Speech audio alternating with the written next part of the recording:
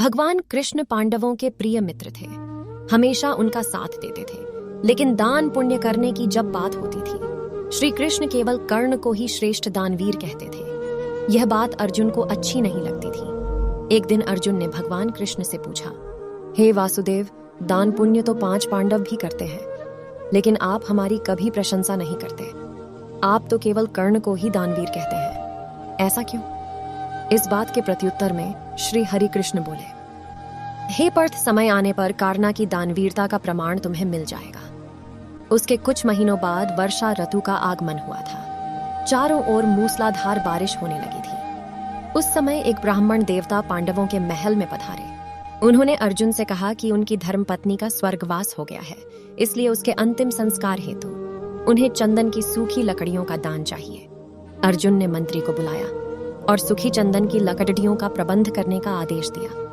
कुछ समय बाद लौटकर मंत्री ने बताया कि हमारे कोषागार तथा राज्य में अन्य कहीं पर भी सूखी चंदन लकड़ी उपलब्ध नहीं है।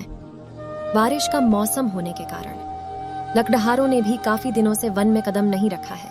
मंत्री से पूरी बात सुनकर अर्जुन ने ब्राह्मण देवता को चंदन की लकड़ियों की कमी के बारे में बताया। ब्राह्मण और अर्जुन का संवाद पास ही में बैठे भगवान गिरधर गोपाल कृष्ण गौर से सुन रहे थे। उन्होंने ब्राह्मण देवता को बताया, आपको इस समय चंदन की लकड़ियां केवल अंगदेश के राजा दानवीर कर्ण के पास ही मिल सकती है।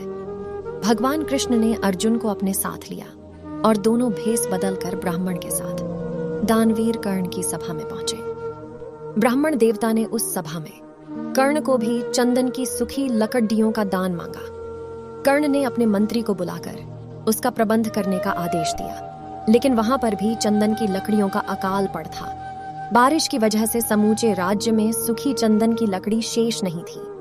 वह सुनने के बाद दानवीर कर्ण ने कुछ पल सोचकर सिपाहियों को बुलाया और महल के एक कक्ष के चंदन की लकड़ियों के खंभे तोड़ दिए और ब्राह्मण देवता को बहुत सारी सूखी चंदन की लकड़ियां उपलब्ध कराईं। यहाँ तक कि उस ब्राह्मण को उसके घर तक लड़कियों समेत पहुंचाने की व्यवस्था भी कर दी। यह दृश्य भेष बदले हुए कृष्ण और अर्जुन भी देख रहे थे। उस दिन अर्जुन को कर्ण के दानवीर होने का प्रमाण प्राप्त हुआ। तो यह थी दानवीर कर्ण की कहानी। ऐसे ही कहानियों के लिए हमें सपोर्ट करें। राधे राधे।